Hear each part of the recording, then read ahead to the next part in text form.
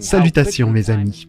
Il est étonnant de voir à quelle vitesse le temps passe. Nous avons déjà commencé 2021. Les événements qui nous entourent se déroulent rapidement, nous rappelant chaque jour que nous nous approchons du retour prochain du Seigneur.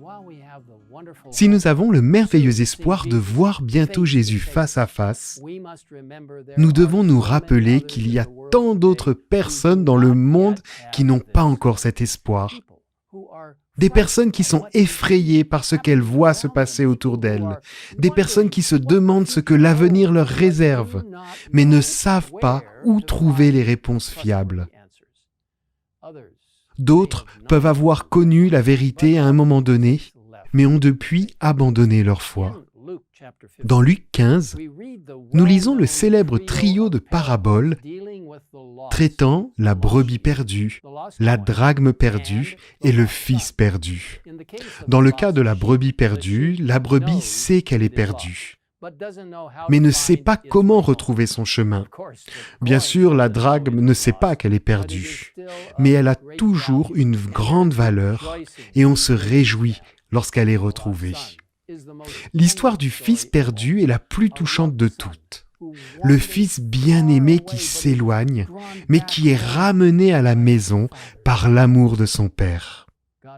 Dieu nous a donné, à vous et à moi, l'incroyable privilège de tendre la main aux âmes perdues pour lui. Et il ne nous demande pas de le faire seul. Dans le merveilleux livre Service chrétien, on lit « Les anges ont attendu longtemps la collaboration des membres de l'Église pour l'œuvre qui doit s'accomplir.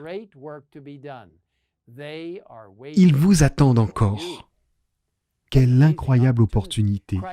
Le Christ a chargé ses puissants anges de travailler avec nous pour atteindre les âmes à sa place. Pour aider à mettre l'accent sur ce travail important, l'Église mondiale a désigné ce prochain sabbat, le 6 février, comme « Atteindre le monde », une journée d'évangélisation personnelle.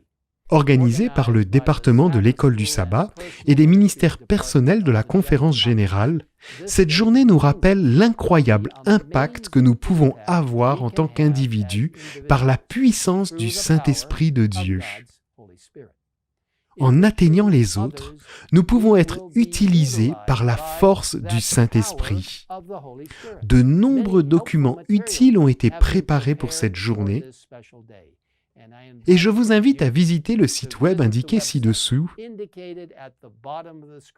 pour télécharger ces documents gratuits. Mes amis, avant de conclure, je vous invite à prendre un moment pour penser à un ami, un être cher, un voisin, un collègue, une connaissance en ligne, quelqu'un dans votre sphère d'influence que Dieu vous appelle à atteindre pour lui. Jésus dit dans Jean 10, verset 16, « J'ai encore d'autres brebis qui ne sont pas dans cet enclos. Celles-là aussi, il faut que je les amène.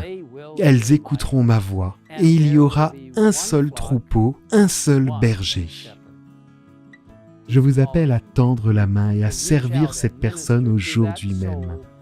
Que Dieu vous bénisse en disant « Oui Seigneur, j'entends ton appel, et par ta force, j'irai. » Prions ensemble.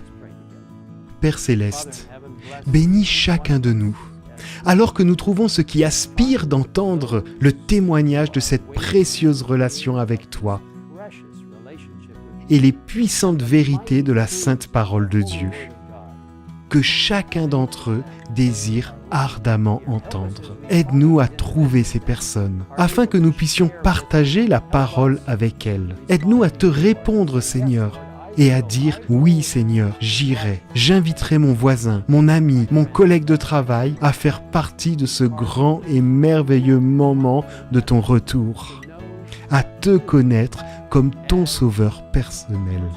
Seigneur, bénis chacun de nous alors que nous nous engageons dans des ministères personnels auprès des autres. Merci de nous avoir écoutés et de nous avoir promis ton retour prochain lorsque nous serons avec ceux que tu as touchés par nos efforts et que nous te donnerons toute la gloire. Nous te le demandons au nom du Christ. Amen.